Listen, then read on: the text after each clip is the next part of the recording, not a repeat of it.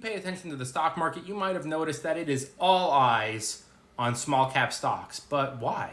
Just look at some of these headlines about small cap stocks. And they're all in the last few days or hours. There's a couple reasons, which I'm going to tell you. But first, you got to smash that follow.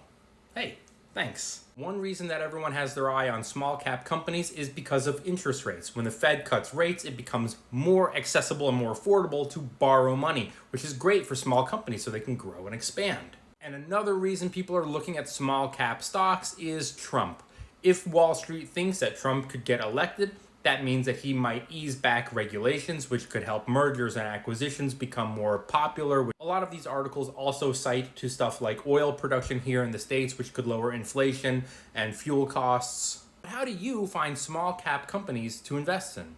I'm going to show you. First, you're going to go to a website like Seeking Alpha, and you're going to type in small cap ETFs. Now, you're going to get a whole list of them. I just clicked on the one that was at the top, which is SPSM.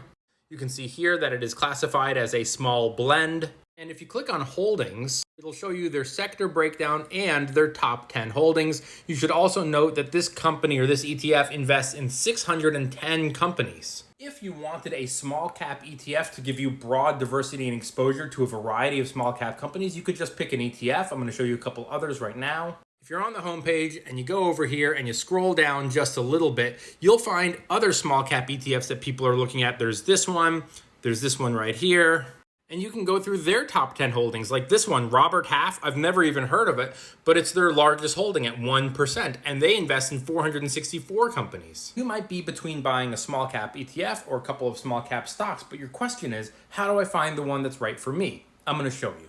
All you have to do is go right here and click on the menu, which is right here, and you will find an ETF template and a fundamental analysis template. Both of these templates will allow you to compare two ETFs or two stocks side by side. You click on it.